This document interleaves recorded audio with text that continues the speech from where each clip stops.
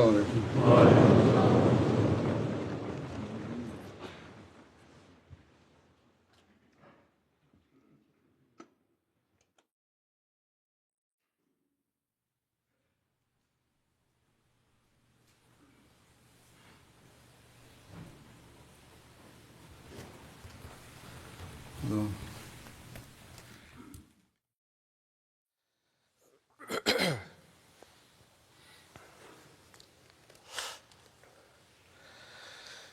الله أكبر.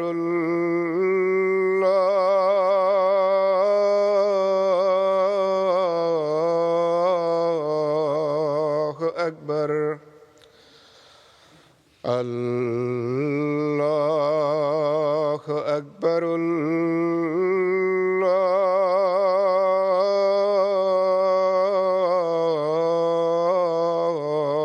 الله أكبر.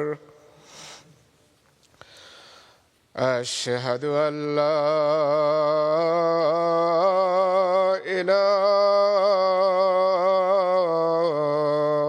إله إلا الله. أشهد أن لا إله إلا الله. أشهد أن محمدًا رسول الله.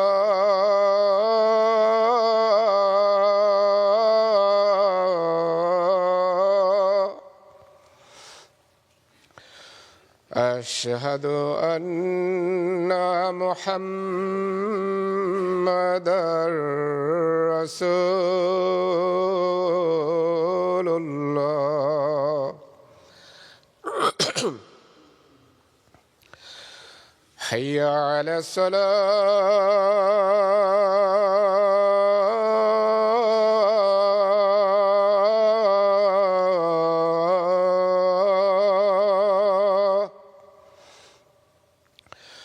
حي على الصلاة.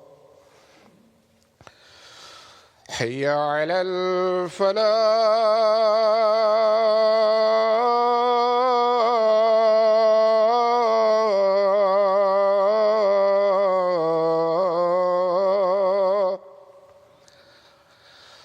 حي على الفلاح.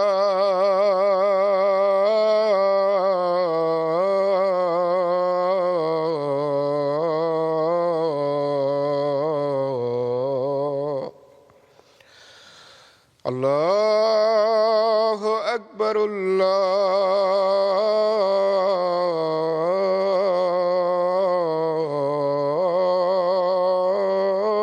الله أكبر. لا إله إلا الله.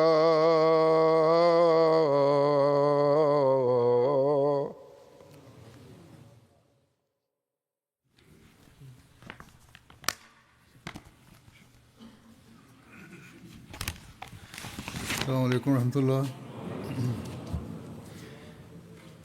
أشهد أن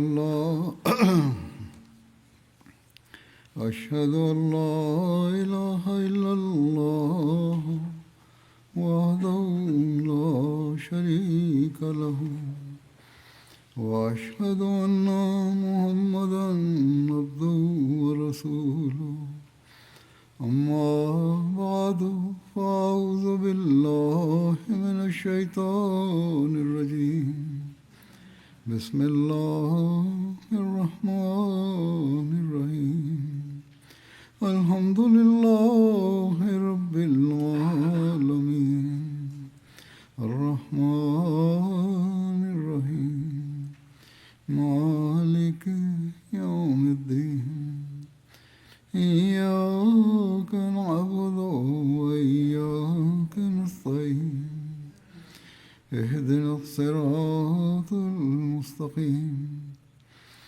صراط الذين أنعمت عليهم غير المغضوب عليهم ولا الضالين.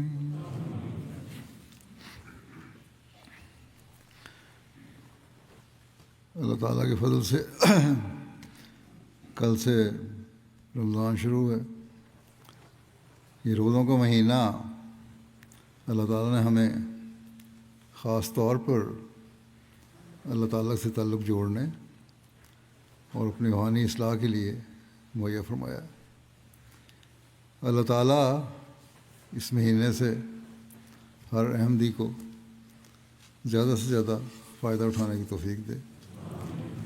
لیکن ہمیشہ یاد رکھنا چاہیے کہ حقیقی فائدہ تبھی ہوتا ہے جب رمضان کے بعد بھی ہم محبت الہی اور عبادت کے معیار قائم رکھ لیں، بلکہ بلند کرنے کی کوشش کریں.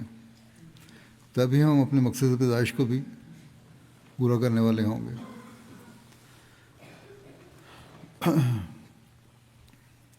جیسا کہ گزشتہ چند جمعوں سے میں حضرت صلی اللہ علیہ وسلم کی محبت الہی، عبادت کے طریق اور معیار اور مومنین کو اس پر عمل کرنے کی جو آپ نے نصائح فرمائی، ہدایات فرمائی ہیں، ان کے بارے میں بیان کرتا رہا ہوں. پھر آپ کے غلام صادق کہ آپ صلی اللہ علیہ وسلم کے اسوہ حسنہ کی پیروی میں واقعات بیان کیے تھے.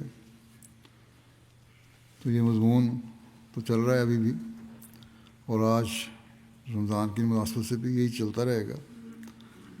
حضرت مسیح علیہ السلام کی سیرت کے اسی حوالے سے کچھ واقعات بیان کروں گا جو اللہ تعالیٰ سے تعلق اور دعاؤں کی طرف کا میں جن کا اظہار ہوتا ہے.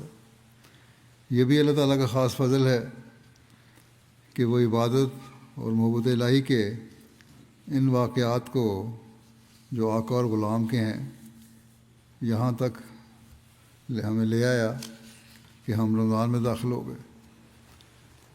ہمیں اپنا جائزہ بھی اس لحاظ سے لینے کی توفیق مل رہی ہے اور مل سکتی ہے کہ ہم اپنی حالتوں کو بہتر کر سکیں.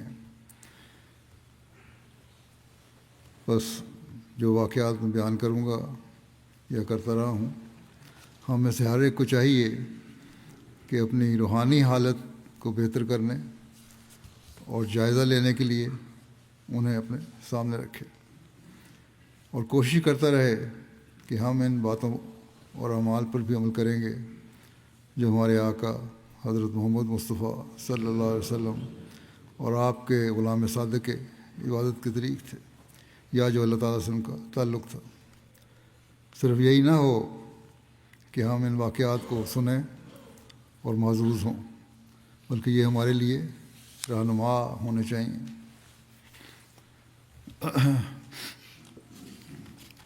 واقعات میں حضرت مسیح علیہ السلام کے حضرت مرزا بشیر احمد صاحب کی ایک روایت پیش کرتا ہوں. انہوں نے مکرم مولوی محمد عبداللہ بطالوی صاحب کا بیان لکھا ہے کہ انہوں نے بتایا کہ 1907 کی غالباً بات ہے کہ ایک دفعہ امت الرحمن صاحبہ بنت قاضی ضیاء الدین صاحب مرحوم، جو کہتے ہیں میرے رشتہ دار بھی تھے ننیالی، انہوں نے ایک کاغذ کا پردہ مجھے دیا جو رضی کے طور پر تھا، لیکن چونکہ اس پر حضرت مسیح علیہ السلام اور حضرت ام المومنین ایدہ اللہ تعالیٰ کے ہاتھوں کی لکھی ہوئی عبارتیں تھیں، اس لیے میں نے ان کو تبرکاً نہایت شوق سے حاصل کیا اور محفوظ رکھا. پھر کہتے ہیں کسی وقت مجھ سے کوئی ادھر ادھر ہو گیا، کسی کتابوں میں چلا گیا، لیکن بہرحال چونکہ اس کے ساتھ ایک واقعہ کا تعلق ہے جو مجھے امت الرحمن صاحبہ نے خود سنایا تھا، اس لیے اس بتکلفانہ لکھی ہوئی عبارت میں جو اس پرچے پہ لکھی ہوئی تھی، جو بظاہر کاغذ ردی کاغذ تھا، حضرت مسیح علیہ السلام کے تعلق باللہ، تقوی، طہارت اور عبادت میں شغف پر روشنی پڑتی ہے. کہتے ہیں اس لیے میں اس کا ذکر کرنا ضروری سمجھتا ہوں. امت الرحمان صاحبہ جن دنوں حضرت مسیح علیہ السلام کے گھر میں رہا کرتی تھیں، انہوں نے دیکھا اور کہتی ہیں مجھے بیان کیا، کہتے ہیں مجھے بیان کیا کہ ایک دن حضرت مسیح علیہ السلام اور حضرت ام المومنین نے یہ تجربہ کرنا چاہا کہ دیکھیں آنکھیں بند کر کے کاغذ پر لکھا جا سکتا ہے یا نہیں۔ اب آپس میں گھریلو ماحول ہے، اس میں یہ تجربہ ہو رہا ہے میاں بیوی کا۔ چنانچہ وہ پرزہ کاغذ پکڑ کر اس پر حضرت مسیح موعود علیہ السلام نے کہتے ہیں یہ عبادت لکھی جو مجھے حرف بحرف یاد ہے، کہ کاغذ گم ہو گیا لیکن مجھے یاد ہے، اور بڑے وثوق سے میں کہہ سکتا ہوں کہ اگر وہ دستیاب بھی ہو جائے تو یہی الفاظ اس پر لکھے ہوئے ہوں گے۔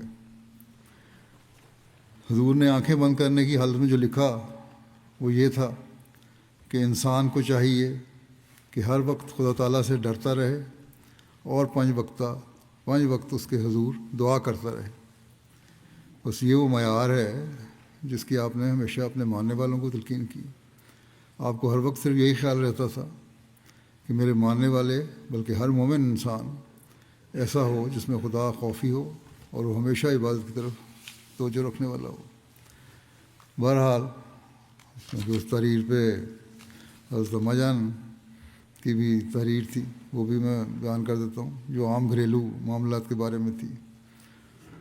حضرت اماں جان کے سادہ الفاظ تھے، وہ یہ تھے کہ محمود میرا پیارا بیٹا ہے، کوئی اس کو کچھ نہ کہے۔ اور پھر ایک اور فقرہ بچوں کے بارے میں ہی تھا کہ مبارک احمد بسکٹ مانگتا ہے۔ تو یہ بہرحال دونوں کی تحریریں تھیں۔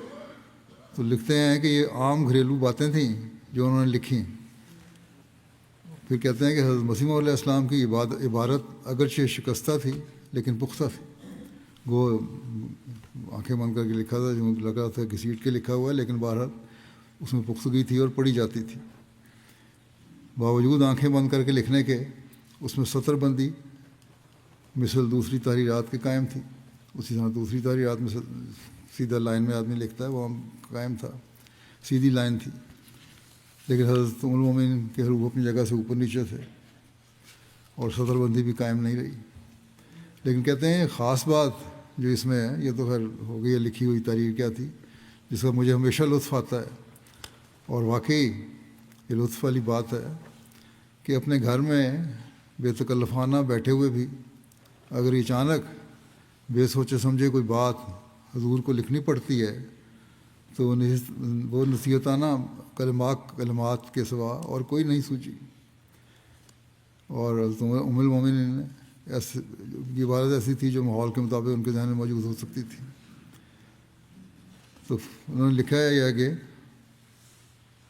اور یہ حقیقت ہے کہ یہ وہ فرق ہے جو معموروں اور دوسروں میں ہوا کرتا ہے۔ آپ کے دل میں ایک درد تھا کہ کس طرح انسانوں کو خدا تعالیٰ کے قریب لایا جائے اور ان میں عبادت کا شوق پیدا کیا جائے۔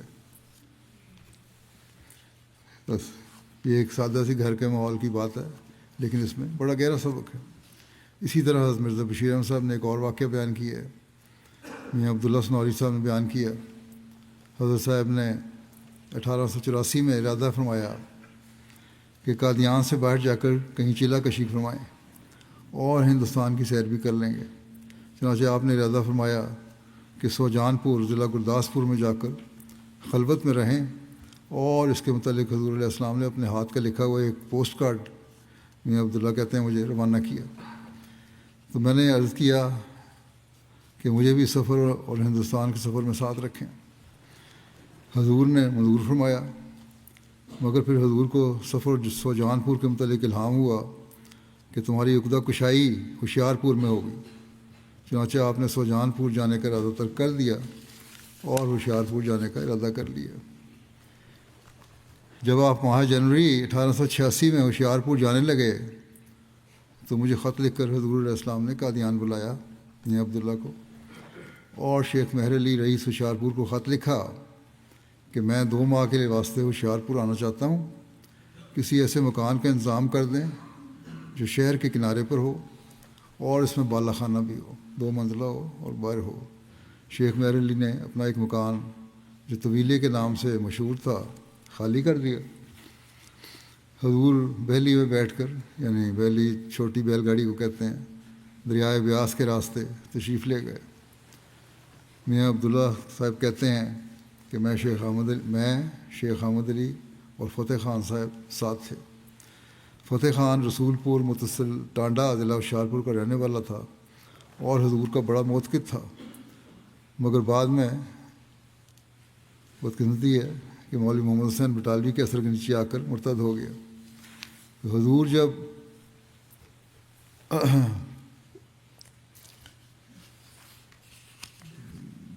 وہاں دریا پہ پہنچے تو دریا میں انہوں نے کشتی لی، وہاں دریا کراس کرنے کے لیے کشتی لی۔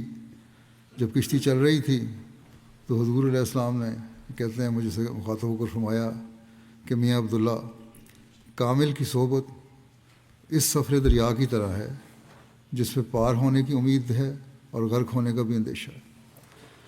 یعنی جو انسان کامل ہو، بزرگ ہو، ولی اللہ ہو، اس کی صحبت میں رہنے والا انسان دونوں طرح اس کا انجام ہو سکتا ہے، یا وہ پار بھی لگ سکتا ہے، یا جس طرح ہم دریا میں کشتی میں جا رہے ہیں، یہ کشتی ڈبو بھی سکتی ہے ہمیں۔ کہتے ہیں میں نے حضور کی یہ بات سرسری طور پر سنی، مگر جب فتح خان مرتد ہوا تو مجھے حضرت صاحب کی یہ بات یاد آئی۔ بہرحال کہتے ہیں ہم راستے میں فتح خان کے گاؤں میں قیام کرتے ہوئے دوسرے دن ہوشیارپور پہنچے۔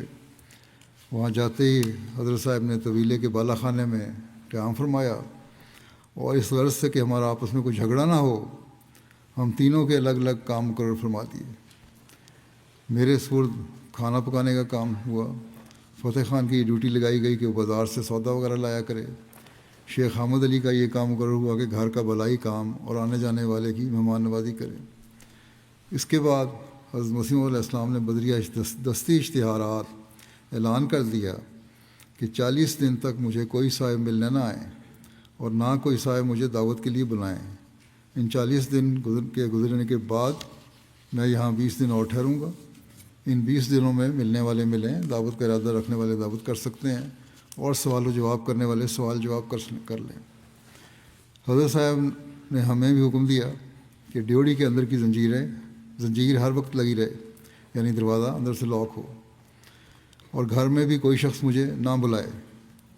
میں اگر کسی کو بلاؤں تو اس حد تک میری بات کا جواب دے جس حد تک کہ ضروری ہے، اور نہ کوئی اوپر بالا خانے میں میرے پاس آئے، نہ اوپری منزل میں جہاں آپ ٹھہرے ہوئے تھے کوئی اور آئے۔ بہرحال کہتے ہیں میرا کھانا اوپر پہنچانے، اور پھر آپ نے فرمایا کہ میرا کھانا اوپر پہنچا دیا جاوے، مگر اس کا انتظار نہ کیا جائے کہ میں کھانا کھا لوں، خالی برتن پھر دوسرے وقت لے جایا کرو۔ پھر آپ نے یہ بھی فرمایا کہ نماز میں اوپر پڑھا کروں گا اپنی، کیونکہ میں چلہ کاٹ رہا ہوں، تو میں اپنے اوپر نماز پڑھوں گا اور تم لوگ نیچے پڑھ لیا کرو اکٹھے۔ جمعہ کے لیے آپ نے یہ فرمایا بہرحال کہ جمعہ کیونکہ ضروری ہے، اس لیے کوئی ویران سی مسجد تلاش کرو جو شہر کے ایک طرف ہو، جہاں ہم علیحدگی میں نماز ادا کر سکیں۔ چنانچہ شہر کے باہر ایک باغ تھا جس میں ایک چھوٹی سی مزان مسجد تھی، وہاں جمعہ کے دن حضور تشریف لے جایا کرتے تھے اور ہم کو نماز پڑھاتے تھے اور خطبہ بھی خود پڑھتے تھے۔ میاں عبداللہ صاحب بیان کرتے تھے کہ میں کھانا چھوڑنے اوپر جایا کرتا تھا اور حضور سے کوئی بات نہیں کرتا تھا، مگر کبھی حضور مجھ سے خود کوئی بات کرتے تو جواب دے دیتا۔ ایک دفعہ حضرت صاحب نے مجھ سے فرمایا، میاں عبداللہ، ان دنوں میں مجھ پر بڑے بڑے خدا تعالیٰ کے فضل کے دروازے کھلے ہیں، اور بعض اوقات دیر تک خدا تعالیٰ مجھ سے باتیں کرتا رہتا ہے۔ اگر ان واقعات کو لکھا جاوے تو وہی کئی ورق ہو جائیں۔ چنانچہ میاں عبداللہ صاحب کہتے ہیں کہ پسرے ماؤد کے متعلق علامات بھی اسی چلے میں ہوئے تھے، اور بعد میں چلے کے ہوشیارپور سے ہی آپ نے اس پیشگوئی کا اعلان فرمایا تھا۔ یہ 20 فروری 1886 کا اشتہار ہے، جو جماعت میں پیشگوئی مسلم موت کے نام سے بھی جانا جاتا ہے۔ یہ بھی ایک خاص توارد ہے کہ آج 20 فروری ہے اور پسرے ماؤد کی پیشگوئی کے بڑی شان سے پورا ہونے کا دن بھی ہے۔ وہ پسرے ماؤد جو پیدا ہوا پیشگوئی کے مطابق 52 سال خلافت اس کی قائم رہی، اور اللہ تعالیٰ نے اسے کامیابیوں سے نوازا۔ وہ ساری پیشگوئیاں، علامات اور باتیں پیشگوئی مسلم موت میں تھیں، وہ سب حضرت مرزا بشیر الدین محمود احمد رضی اللہ عنہ میں پوری ہوئیں۔ اور یہ توارت میں اس لیے کہہ رہا ہوں کہ واقعہ آج کے دن ہی میرے سامنے آ گیا، ورنہ آگے پیچھے بھی آ سکتا تھا، لیکن اللہ تعالیٰ کی اسی میں یہ حکمت تھی کہ آج کے دن ہی آئے اور میں بیان بھی کر دوں۔ 20 فروری کے حوالے سے پیش گوئی مسلم موت کا دن ہے۔ اس واقعے کا پس منظر بھی بیان ہو گیا، کس طرح آپ گئے، چلہ کشی کی اور آپ کو وہاں بشارتیں دی گئیں۔ اس کے جلسے بھی آج کل ہو رہے ہیں جماعت میں، اور اس سے تاریخ کا بھی پتہ لگ جاتا ہے۔ MTV پروگرام آ رہے ہیں، ان سے بھی پتہ لگ جاتا ہے، ان کو دیکھنا چاہیے۔ بہرحال کہتے ہیں کہ جب 40 دن گزر گئے تو پھر آپ حسب اعلان 20 دن اور وہاں ٹھہرے۔ ان دنوں میں کئی لوگوں نے دعوتیں بھی کیں، کئی لوگ مذہبی تبادلہ خیالات کے لیے آئے، اور باہر سے حضور کے پرانے ملنے والے لوگ بھی مہمان آئے۔ انہی دنوں میں مرلی دھر سے آپ کا مباحثہ ہوا جو سرما چشم عاریہ میں درج ہے۔ جب 2 مہینے کی مدت پوری ہو گئی تو حضرت صاحب واپس اسی راستے سے قادیان روانہ ہوئے۔ ہوشیار پور سے 5 میل کے فاصلے پر ایک بزرگ کی قبر ہے، وہاں پہ ایک اور واقعہ بھی لکھا ہے یہاں سفر کے دوران، جہاں باغیچہ سا لگا ہوا ہے۔ وہاں پہنچ کر حضور تھوڑی دیر کے لیے بحلی سے اتر آئے اور فرمایا یہ عمدہ سایہ دار جگہ ہے، یہاں تھوڑی دیر کے لیے ٹھہر جاتے ہیں۔ اس کے بعد حضور قبر کی طرف تشریف لے گئے، اور کہا جاتا تھا کہ یہ کسی بزرگ کی قبر ہے۔ میاں عبداللہ صاحب کہتے ہیں کہ میں بھی پیچھے پیچھے ساتھ ہو گیا، اور شیخ احمد علی اور فتح خان بحلی کے پاس ہی رہے۔ آپ مقبرے پر پہنچ کر دروازہ کھول کر اندر گئے اور قبر کے سرانے کھڑے ہو کر دعا کے لیے ہاتھ اٹھائے اور تھوڑی دیر تک دعا فرماتے رہے۔ پھر واپس آئے اور مجھ سے مخاطب ہو کر فرمایا جب میں نے دعا کے لیے ہاتھ اٹھائے تو جس بزرگ کی یہ قبر ہے وہ قبر سے نکل کر 2 زانہ ہو کر میرے سامنے بیٹھ گئے، اور اگر آپ ساتھ نہ ہوتے تو میں ان سے باتیں بھی کر لیتا۔ ان کی آنکھیں موٹی اور رنگ سانولا ہے۔ پھر آپ نے فرمایا کہ دیکھو اگر یہاں کوئی مجاور ہے تو اس سے ان کے حالات پوچھیں اس بزرگ کے۔ چنانچہ حضور نے مجاور سے دریافت کیا، اس نے کہا کہ میں نے ان کو خود تو نہیں دیکھا کیونکہ ان کی وفات کو قریباً 100 سال گزر گئے ہیں۔ ہاں اپنے باپ دادا سے یہ سنا ہے کہ یہ اس علاقے کے بڑے بزرگ تھے اور علاقے میں ان کا بہت اثر تھا۔ حضور نے پوچھا ان کا حلیہ کیا تھا؟ وہ کہنے لگے کہ سنا ہے کہ سانولا رنگ تھا اور موٹی موٹی آنکھیں تھیں۔ پھر ہم وہاں سے روانہ ہو کر قادیان پہنچے۔ وہی حلیہ بیان کیا جو حضرت مسیح نے بیان فرمایا تھا کہ بزرگ سامنے ہو کے بیٹھ گئے۔ تو بعض لوگ کہتے ہیں کلام ہوتا ہے مردوں سے، بعض نیک لوگوں کو، اولیاء اللہ کو، نبیوں کو کلام بھی اسی طرح ہو جاتا ہے، بعض نظر آ جاتے ہیں۔ یہ اللہ تعالیٰ کے اپنے طریقے ہیں۔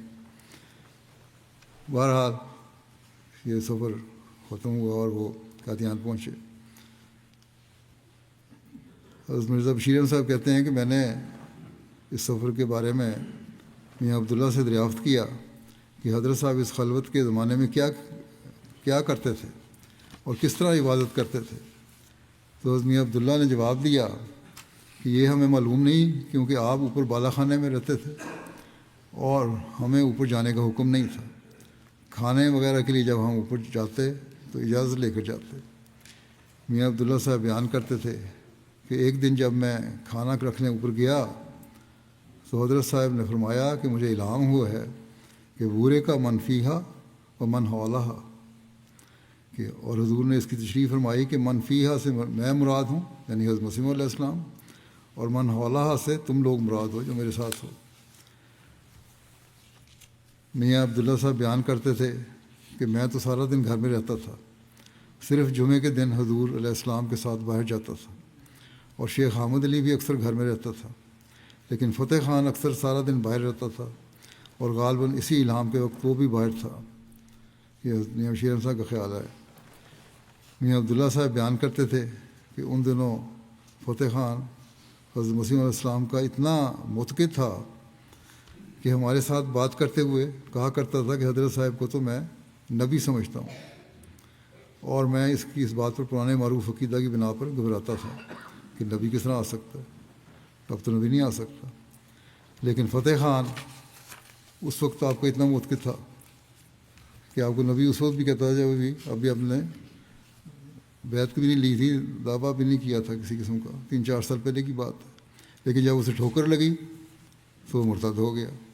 بس اس لیے انسان کو ہمیشہ اپنے انجام بخیر کی دعا اور اپنے ایمان کی مضبوطی کی کوشش کرتے رہنا چاہیے، اور اس کے لیے دعا بھی مانگنی چاہیے، اور خاص طور پہ ان دعاؤں میں جو رمضان میں کریں، یہ دعا بھی ہر ایک کو کرنی چاہیے کہ اللہ تعالیٰ ہمارا انجام بخیر کرے، ایمان میں مضبوط رکھے۔ میاں عبداللہ صاحب نے یہ بھی بیان کیا کہ ایک دفعہ میں کھانا چھوڑنے گیا تو حضور نے مجھے فرمایا، مجھے خدا اس طرح مخاطب کرتا ہے اور مجھ سے اس طرح کی باتیں کرتا ہے، اس طرح باتیں کرتا ہے کہ اگر میں ان میں سے کچھ تھوڑا سا بھی ظاہر کروں تو یہ جتنے موت کے دین نظر آتے ہیں سب پھر جائیں۔ اور ویسے ہوا بھی عملاً یہی کہ بعض لوگ جب آپ نے دعویٰ کیا تو پھر بھی گئے، مخالفت میں بڑھ گئے، کیونکہ یہ تصور بھی نہیں کر سکتے اللہ تعالیٰ اس طرح باتیں کر سکتا ہے۔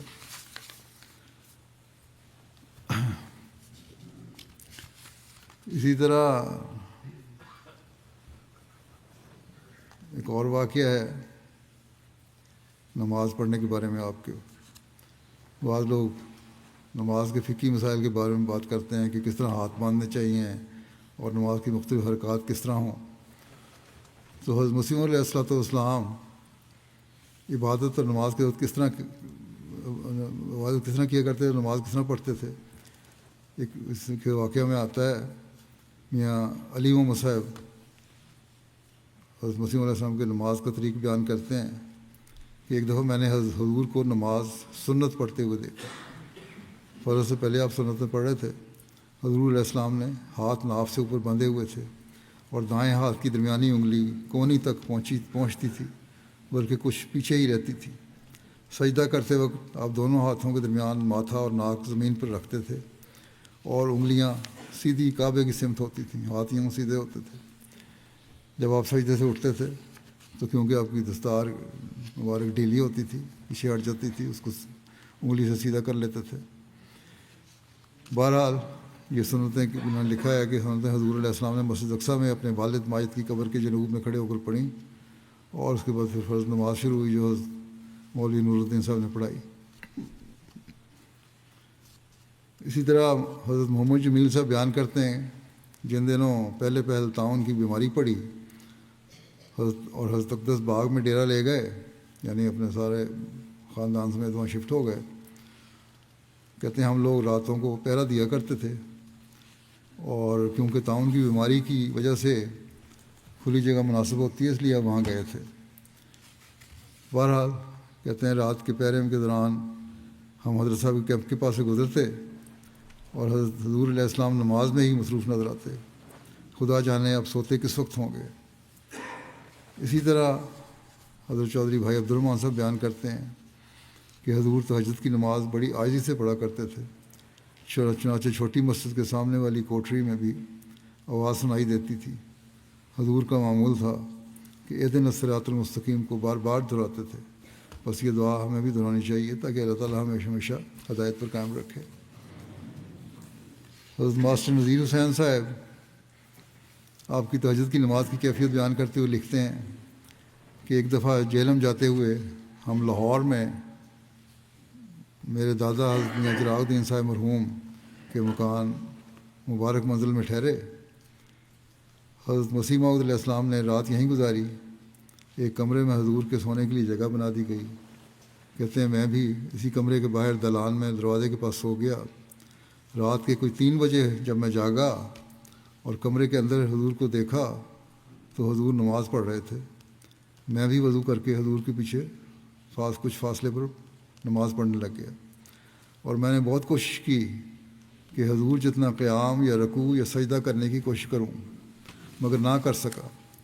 صرف 2 رکعتوں میں ہی میں سخت تھک گیا، اور حضور ابھی اسی رکعت میں تھے جس میں خاکسار شامل ہوا تھا، یعنی شامل ہوئے تھے جس رکعت میں وہ 2 رکعتیں حضرت پڑھ رہے تھے، وہ ابھی شروع ہی کی تھیں، قیام میں ہی تھے۔ تو کہتے میں تھک گیا، اور کہتے ہیں کہ میں نے تو نماز چھوڑ کے اپنی نماز پڑھنی شروع کر دی۔ یہ اپنے آقا کی اتباع میں آپ کی عبادت کا ایک نمونہ تھا، اور اس بات کی کوشش تھی کہ اللہ تعالیٰ کی عبادت کا کس طرح حق ادا کرنا چاہیے، کیا جائے۔ بہرحال کہتے ہیں کہ دن کے وقت جب حضور کے گرد ہم بیٹھے ہوئے تھے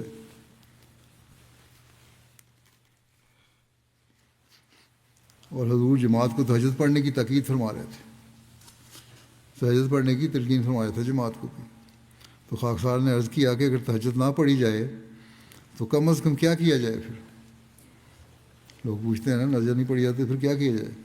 اس پر حضور نے فرمایا کہ اس وقت استغفار کثرت سے پڑھیں، خدا کی تسبیح و تحمید کثرت سے کریں، اس سے پھر تہجد پڑھنے کی توفیق مل جاتی ہے۔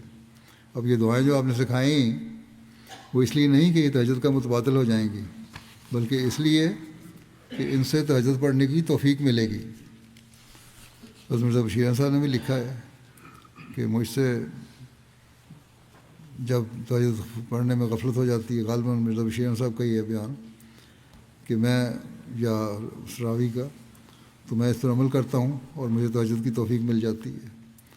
بس یہ وہ نسخہ ہے جسے ہمیں بھی سستی کے دنوں میں اپنانا چاہیے۔ آج کل ہم رمضان سے گزر رہے ہیں اور تہجد کی کچھ نہ کچھ توفیق تو مل ہی جاتی ہے، اگر نہیں بھی ملتی تو کوشش کرنی چاہیے۔ بے شک مسجد میں تراویح پڑھائی جاتی ہے اور یہ متبادل کے طور پر ہوتی ہے، کمزوروں اور بیمار یا ایسے لوگوں کے لیے جو صبح اٹھ نہیں سکتے صحیح وقت پہ یا زیادہ وقت دے نہیں سکتے، لیکن یہ ایسا متبادل نہیں جو پورا حق ادا کر سکے۔ حضرت صلی اللہ علیہ وسلم کی سنت اور آپ کے غلام صادق کا طریق تو یہی ہے کہ رات کو اٹھ کر تہجد پڑھی جائے۔ اس لیے چاہے تراویح پڑھ بھی لی ہو، کوشش یہ کرنی چاہیے کہ 2 نفل یا 4 نفل ہی صحیح، لیکن نماز تہجد ضرور پڑھیں۔ اسی طرح حضرت خیر الدین صاحب بیان کرتے ہیں کہ ایک دفعہ حضرت مسیح علیہ السلام بہار کے دنوں میں صبح کے وقت تقریباً 8 بجے قادیان سے سیر کے لیے نکلے۔ اس راستے پر جوہینی اور قادر آباد کے درمیان ہے اور جسے سڑک بھی کہتے ہیں۔ آپ نے قادیان کی زمین کی حد پر 2 نفل نماز پڑھی اور پھر ہمارے گاؤں کے پاس سے ہوتے ہوئے قادیان واپس تشریف لے گئے، یعنی سیر میں بھی آپ کو عبادت کا خیال رہا۔ اب قادیان میں رہنے والوں کا بھی کام ہے کہ آپ نے تو قادیان کے اندر بھی اور کناروں کو بھی نفل اور نمازیں پڑھی ہوئی ہیں، اس لیے اس کے تقدس کا خیال رکھیں اور اس بستی کے کا حق ادا کرتے ہوئے اپنی عبادتوں کے معیاروں کو اونچا کریں۔ حضرت ملک نیاز محمد صاحب کہتے ہیں کہ 1904 میں جب میں قادیان گیا تو حضرت مسیح علیہ السلام دوران مقدمہ کرم دین والے گرداسپور تشریف لے جایا کرتے تھے۔ جب میں بھی وہاں گیا تو ایک تالاب کے نزدیک ایک مکان میں حضور فروکش تھے اور احباب جماعت بھی وہاں ٹھہرتے تھے۔ لنگر خانہ بھی اسی کے ایک حصے میں جاری تھا۔ کچہری میں میں نے دیکھا کہ حضور کے لیے ایک دری بچھائی جاتی تھی اور حضور اس پر بیٹھتے تھے اور دوسرے احباب بھی اس پر بیٹھتے تھے۔ وہ ایک بڑی دری تھی، سارے بیٹھ جاتے تھے۔ کہتے ہیں ایک بات میں نے نوٹ کی جو خاص طور پر یاد ہے حضور کے ہر وقت باوضو رہنے کے بارے میں، کہ حضور جب بھی پیشاب وغیرہ کے لیے جاتے تو اس کے بعد وضو ضرور کر لیتے تھے، جس سے مجھے یقین ہو گیا کہ حضور علیہ السلام ہر وقت باوضو رہتے ہیں۔ آپ سبحان اللہ و بحمدہ سبحان اللہ العظیم بہت آہستگی سے مسلسل پڑھتے رہتے تھے۔ حضرت چودھری بھائی عبدالرحیم صاحب بیان کرتے ہیں کہ ابتدائی ایام میں حضور کا معمول تھا کہ حضور نمازوں میں عموماً سب سے پہلے مسجد میں تشریف لاتے تھے۔ چنانچہ ایک دفعہ میں نے کوشش کی کہ میں سب سے پہلے پہنچوں، مگر حضور وہاں پہلے سے موجود تھے۔ حضور اقدس نے اپنی جوانی کا ایک حصہ جو کم و بیش 7 سال پر محیط تھا سیال کوٹ میں گزارا۔ وہاں بھی آپ کے جو شب و روز گزرے ان میں محبت الہی سب سے نمایاں وصف تھا، اور جس نے بھی بیان کیا اس نے حضور کی خلوت و گوشہ نشینی اور نماز و تلاوت میں انہماک کا خاص طور پر ذکر کیا۔ اس ضمن میں سیال کوٹ کے چند معتبر اور بزرگ سمجھے جانے والے افراد کی شہادتیں پیش کرتا ہوں میں۔ حکیم بدر حسین صاحب لکھتے ہیں، یہ ان کی شہادت ہے، گو کہ وہ حضرت مسیح علیہ السلام کے دعوی معمولیت کے بعد دشمنان احمدیت کی صف اول میں چلے گئے تھے اور بطور ناول حضرت مسیح موعود علیہ السلام کے بعض واقعات پر معاندانہ اعتراضات بھی کیے، تاہم حضور کے زمانہ قیام سیالکوٹ کی پاکیزہ یاد کو مخالفت کے ہجوم میں بھی فراموش نہیں کر سکے۔ چنانچہ وہ لکھتے ہیں، سکہ صورت یعنی بڑے قابل اعتماد شکل والے اور شخصیت، عالی حوصلہ اور بلند خیالات کے انسان اپنی علو ہمتی کے مقابل کسی کا وجود نہیں سمجھتا۔ اندر قدم رکھتے ہی وضو کے لیے پانی مانگا، جس وقت واقعہ بیان کر رہے ہیں وہاں جس کمرے میں داخل ہوئے وہ، اور وضو سے فراغت پا کر نماز مغرب ادا کی۔ وظیفہ بھی تھا، وظیفہ میں تھے، اس کے بعد پھر ذکر الہی بھی کیا۔ پھر مشہور مسلم لیڈر مولوی ظفر علی خان صاحب کے والد بزرگوار، اخبار ذمہ دار کے ایڈیٹر منشی سراج الدین صاحب مرحوم نے بیان کیا کہ مرزا غلام احمد نے 1860 یا 1861 کے قریب ضلع سیالکوٹ میں محرر کے قریب ضلع سیالکوٹ میں محرر تھے۔ اس وقت آپ کی عمر 22-23 سال ہوگی، اور ہم چشم دید شہادت سے کہہ سکتے ہیں کہ جوانی میں بھی آپ نہایت صالح اور متقی بزرگ تھے۔ کاروبار ملازمت کے بعد ان کا تمام وقت مطالعہ دینیات میں صرف ہوتا تھا، اور وہ عوام سے کم ملتے تھے۔ ایک دفعہ حضرت شیخ یعقوب علی صاحب عرفانی سیالکوٹ میں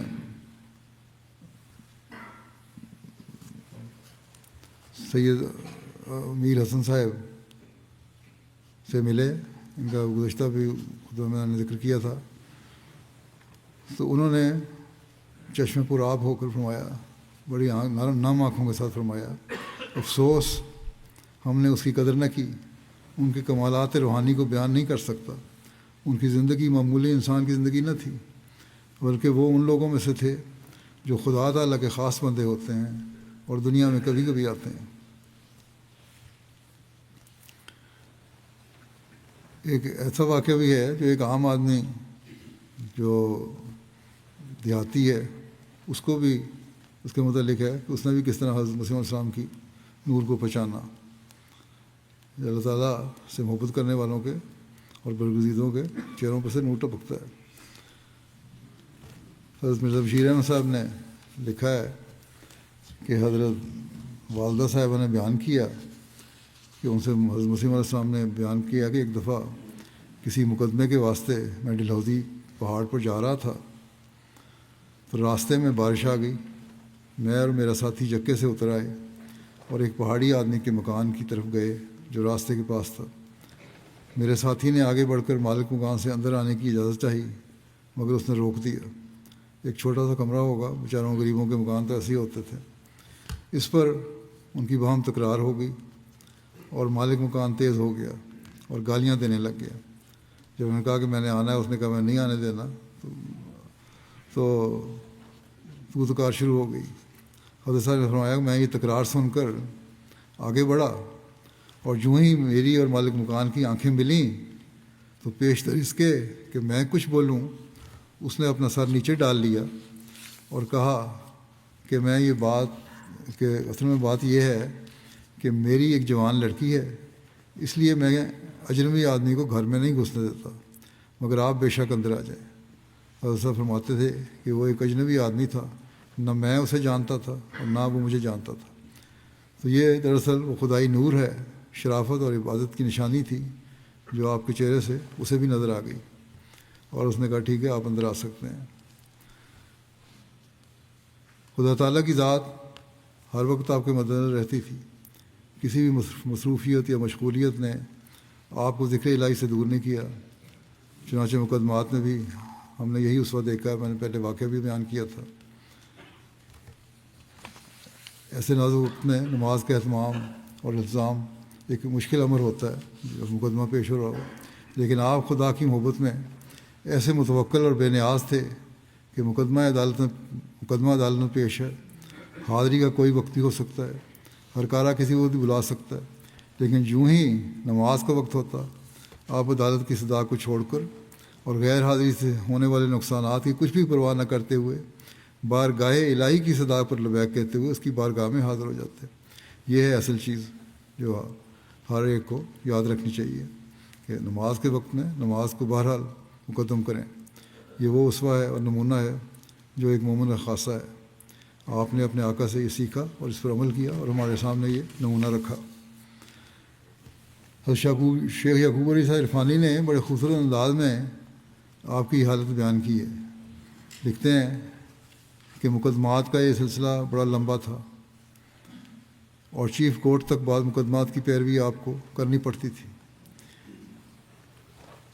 تو لکھتے ہیں کہ میں اس سیرت کے پڑھنے والوں کو حضرت مرزا صاحب کی زندگی کے اس حصے سے واقف کرتے ہوئے جس امر پر متوجہ کرنا چاہتا ہوں وہ آپ کا تعلق باللہ ہے۔ جن لوگوں کو حضرت صاحب کی صحبت میں رہنے اور آپ کی باتیں سننے کا موقع ملا ہے یا جنہوں نے ان تقریروں کو جو شائع ہو چکی ہیں پڑھا ہے، وہ جانتے ہیں کہ حضرت مرزا صاحب ہمیشہ دست باکار اور دل بایار، یعنی ہاتھ کام میں اور دل یار میں، دل یار یعنی خدا کی یاد میں مصروف ہے، اور اس کی بھی یہی آپ ہدایت فرماتے تھے۔ مقدمات میں فریق مقدمہ کو عام طور پر دیکھا گیا کہ مدعی ہو یا مدعا علیہ ایک اضطراب اور بے قراری کی حالت میں ہوتے تھے، مگر مرزا صاحب جب مقدمات کی پیروی کے لیے جاتے تو طبیعت میں کوئی بے چینی اور گھبراہٹ نہیں ہوتی تھی۔ پورے استقلال اور وقار کے ساتھ دل بایار متوجہ رہتے۔ جہاں یہ مقدمات کی پیروی محض اطاعت والد کی فرض کے ادا کرنے کے لیے تھی، وہاں آپ نے ان مقدمات کے دوران کبھی نماز قضا نہیں کی اور اس طرح ان فرائض سے غافل نہیں ہوئے جو اللہ تعالیٰ کے حقوق کے متعلق ہیں۔ عین کچہری میں وقت نماز پر اسی طرح مشغول ہو جاتے، گویا آپ کو اور کوئی کام ہی نہیں ہے۔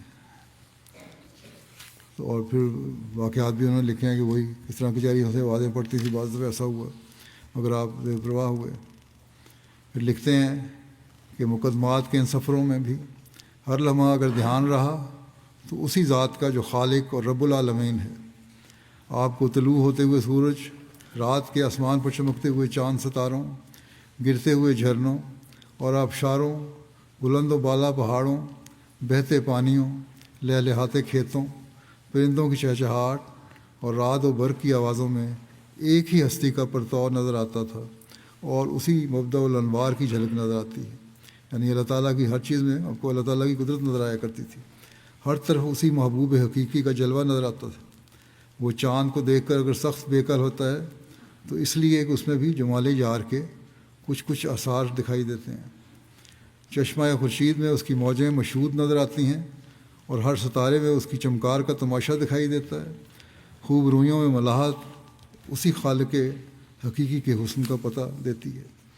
ہر حسین آنکھ اسی کو دکھاتی ہے اور ہر گیسوئے خمدار کا ہاتھ اسی خدائے واحد کی طرف اشارہ کر رہا ہوتا ہے، اور ہر گل و گلشن اس کے حسن و احسان کا چمن کے خوشبو سے معطر کر دیتا ہے۔ بہت خوبصورت بیان کیا ہے آپ نے۔ سچی بات تو یہ ہے، کہتے ہیں کہ سچی بات تو یہ ہے کہ کہنے کو تو آپ علیہ السلام ان مقدمات کے لیے جا رہے ہوتے تھے، لیکن دراصل ان سفروں میں بھی غم اغیار کے سارے جھگڑے کٹ رہے ہوتے تھے۔ اس کیفیت کا ذکر کرتے ہوئے انہوں نے لکھا ہے، گزشتہ جیسا میں واقعہ بیان کر چکا ہوں لاہورزی کے سفر کا، وہاں بھی آپ نے سڑک کے نظارے دیکھ کے یہی کہا کہ جب پانیوں کے جھرنے اور پہاڑوں کے سبزار کتنے خوبصورت ہیں، بس اسی ایک ذات میں فنا اور رضا کی کیفیت تھی جو ہر آن آپ پر طاری رہتی تھی۔ دن ہو یا رات، خلوت ہو یا جلوت، اس محبوب حقیقی کی یاد کبھی دل سے محب نہیں ہوتی تھی۔ حضرت مرزا بشیر احمد صاحب فرماتے ہیں کہ مجھے سے والدہ صاحب نے بیان کیا کہ ایک دفعہ حضرت مسیح موعود علیہ السلام نے فرمایا کہ مجھے اللہ تعالیٰ کی طرف سے معلوم ہوا ہے، یا فرمایا کہ بتایا گیا ہے اور اللہ تعالیٰ کی طرف سے کہ سبحان اللہ ہے و بحمدہ سبحان اللہ العظیم بہت پڑھنا چاہیے۔ والدہ صاحبہ فرماتی ہیں کہ اس وجہ سے آپ اسے بہت کثرت سے پڑھتے تھے، حتیٰ کہ رات کو بستر پر کروڑ بدلتے ہوئے بھی یہی کلمہ آپ کی زبان پر ہوتا تھا۔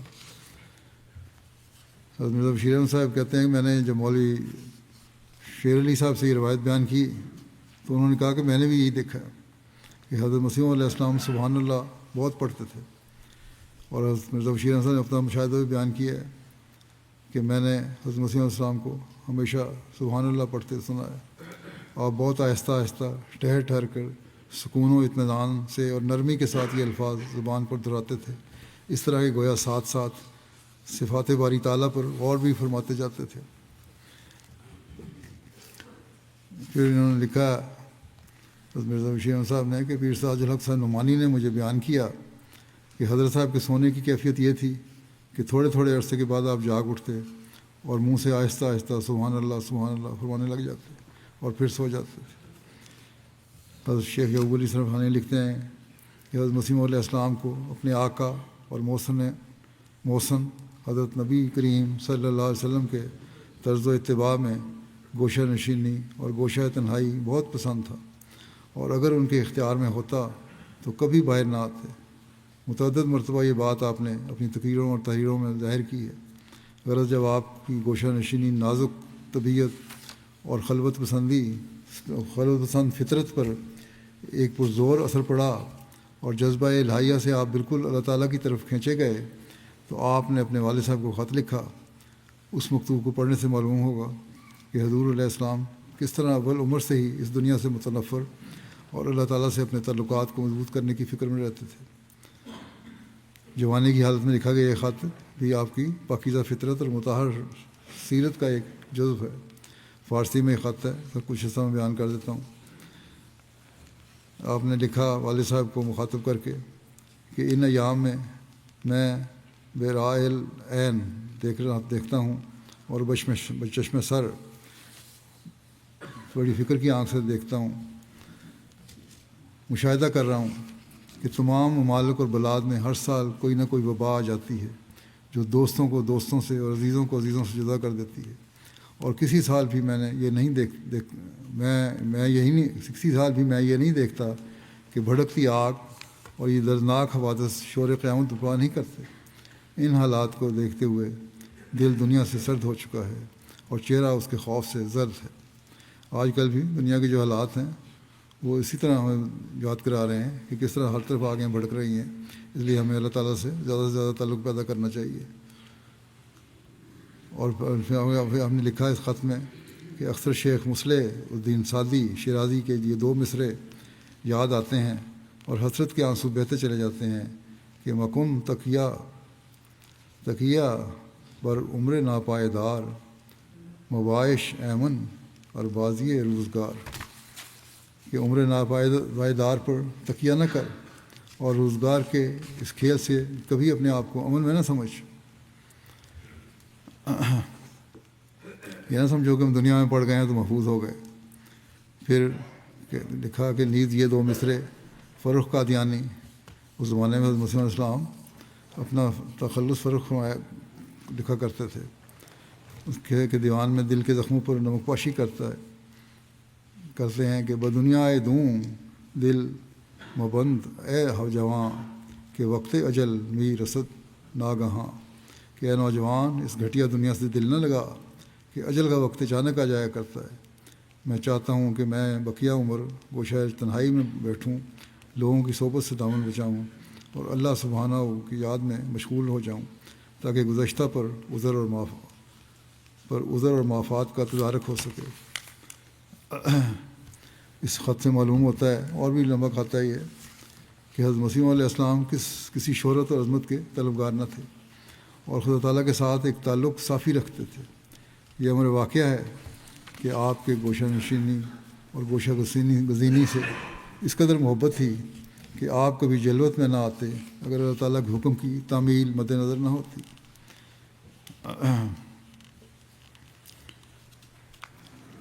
اور نے فرمایا کہ اگر اللہ تعالیٰ مجھے اختیار دے کہ خلوت اور جلوت میں سے تو کس کو پسند کرتا ہے، تو اس پاک ذات کی قسم ہے کہ میں خلوت کو اختیار کروں۔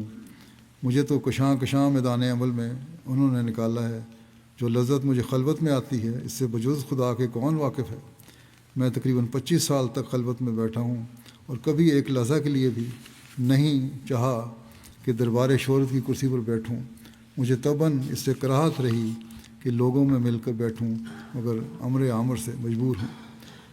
یوں اپنے والد صاحب کو خط لے کر انہوں نے اپنا سب کچھ چھوڑ دیا، گویا کہ یہ ایک قسم کی شہزادگی تھی جو ترک کر لی۔ آپ کے والد صاحب کی ملکیت میں 7 گاؤں تھے، اور یہ سب کچھ آپ نے محض خدا تعالیٰ کی محبت کے لیے چھوڑ دیا۔ آپ اپنے ماننے والوں کو بھی بعض دفعہ اس حوالے سے نصیحت فرمایا کرتے تھے۔ چنانچہ ایک واقعہ میں لکھا ہے کہ میاں محمد موسیٰ صاحب بیان کرتے ہیں کہ میں ایک دفعہ قادیان گیا تو وہاں ایک نو مسلم شخص تھا۔ اس نے حضرت مسیح موعود علیہ السلام کی خدمت میں عرض کیا کہ حضور مجھے اجازت دیجیے، فصل تیار ہے۔ بڑا ذمہ دار تھا، میں نے تقسیم کرانی ہے، ہاریوں سے تقسیم کرتی ہیں، جو مظاہرے ہوتے ہیں ان سے تقسیم بٹائی ہوتی ہے ان سے۔ آپ نے فرمایا کتنی فصل ہے؟ اس نے عرض کیا کہ حضور بہت زیادہ ہے۔ آپ نے فرمایا میں نے تو بہت سے گاؤں چھوڑ کر خدا تعالیٰ کا دروازہ اختیار کیا ہے، آپ کچھ روز اور ٹھہریں، اپنی دینی حالت بہتر کریں اور دنیا داری اللہ تعالیٰ پر چھوڑ دیں، اللہ تعالیٰ فضل کرے گا۔ وہاں اس وقت بہرحال آپ ان کے حالات جانتے ہوں گے، آپ نے یہ فرمایا، لیکن آپ نے دوسری جگہ یہ بھی فرمایا ہوا ہے کہ دنیا داری بالکل ترک بھی نہیں کرنی، جو اللہ تعالیٰ نے انعامات دیے ہیں ان کی قدر بھی کرنی ہے۔ تو بہرحال اس نو بھائی کی تربیت کے لیے آپ نے ان کو یہی مشورہ دیا۔ تو یہ حالات کے مطابق بھی ہوتا ہے، ہر ایک کو اپنے بھی حالات دیکھ کر دیکھنا چاہیے کہ دنیا میں اتنا نہ ڈوب جائیں کہ بالکل ڈوب جائیں، اور اتنا تارک دنیا بھی نہ ہوں کہ جو حق ہے دنیا کے وہ بھی ختم ہو جائیں۔ تو ہم ایک سموئی ہوئی تعلیم ہے اسلام کی، اس کو اختیار کرنا چاہیے، لیکن ایک بات ہمیشہ یاد رکھنی چاہیے کہ اللہ تعالیٰ کو کبھی نہیں چھوڑنا۔ اس پہلو سے ہمیشہ بہت احتیاط کی ضرورت ہے۔ یہ تھے آپ کے عشق و محبت اور عبادتوں کے بعض پہلو جو آج میں نے بیان کیے۔ اللہ تعالیٰ اس رمضان میں ہمیں حقیقت میں عبادت کا بھی صحیح حق ادا کرنے کی توفیق عطا فرمائے، اور اللہ تعالیٰ اپنی محبت میں بھی ہمیں بڑھنے کی توفیق عطا فرمائے، تاکہ ہم زیادہ سے زیادہ اس رمضان کا فیض اٹھاتے رہیں اور بعد میں بھی اس فیض کے اثرات ہم پر قائم رہیں۔ اللہ تعالیٰ ہمیں وہ بنائے جو حقیقی مومن اور ایک مسلمان کی نشانی ہے۔ ان دنوں میں خاص طور پر مشکلات اور جھوٹے مقدمات میں گرفتار احمدیوں کے لیے بہت زیادہ دعا کریں کہ احمدی بھائیوں کو اللہ تعالیٰ یہ آسانیاں پیدا فرمائے۔ امت مسلمہ کو بھی دعاؤں میں یاد رکھیں۔ دنیا کی تباہی سے بچنے کے لیے بھی دعا کریں۔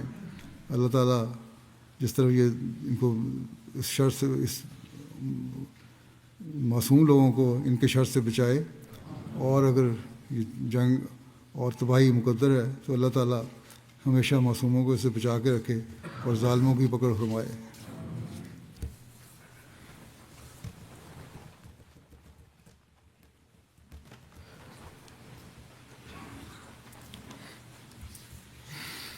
الحمد للہ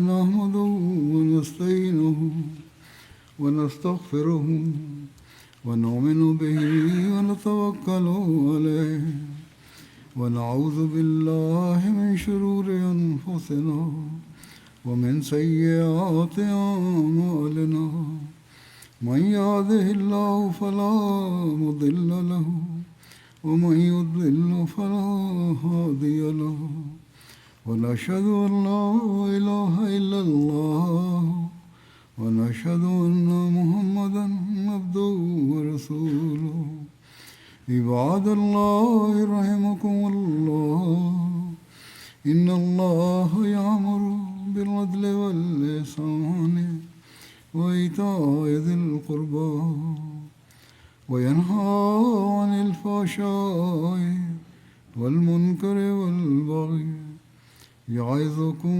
لعلكم تذكرون اذكروا الله يذكركم وادعوه يستجب لكم ولذكر الله أكبر